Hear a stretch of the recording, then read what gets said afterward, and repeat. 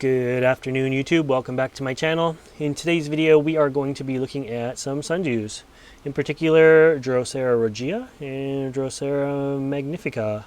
Not a lot of care for magnifica. I wanted to share what I know. I'm by no means an expert on it. It's going to be a cool sundew, and I haven't had any issues with it so far. But let's start with regia here. So they grow side by side. I guess we'll start with them both. And really, when the light is on here as well, we're on an east wall of the greenhouse, so it gets morning sun. There's a fluorescent light above it for the dank days of winter, and just supplemental lighting. The fluorescent lighting is about a foot above it, so it's moderately bright. But it does get really bright in here with morning sun in this location. We have some little seedling regias here coming along nicely as well. As there's the main plant. You can see a moth stuck to it. And here is a magnifica. One is doing a lot better than the others, but I ended up with quite a few. This one's doing okay. These ones kind of stalled at the tip, but have like exploded on the lower growth point here. So that was the growth point, and now they're just kind of gone crazy here. This one's doing the same. Remember I said it stalled up here, so it's kind of growing out down here. And these are from tissue culture.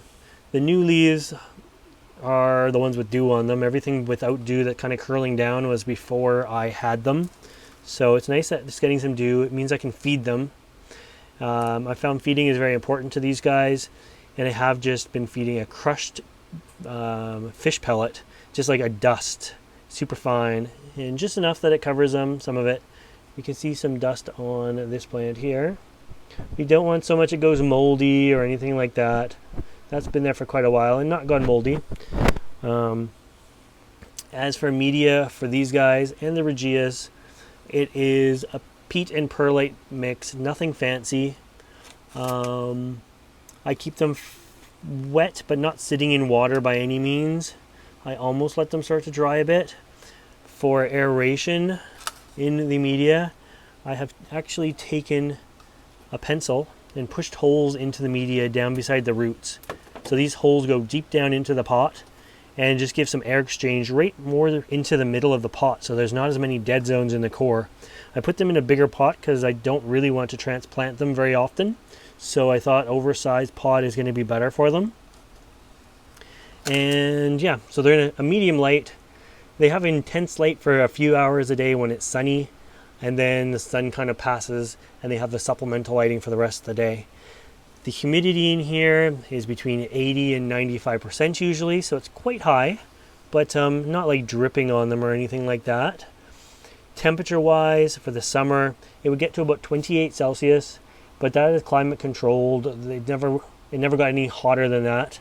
And for the summertime lows, it would get down to 15, 16 Celsius. So if we're talking Fahrenheit, that's 60. The wintertime is going to be much cooler.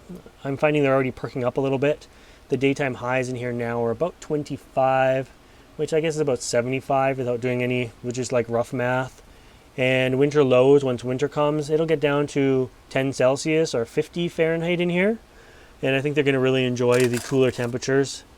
They are one that just does not take warm temperatures. So if all you can give it is warmer temperatures, I don't necessarily recommend this plant at all. I was growing the seedlings in the house under lights. These are back to the regia seedlings.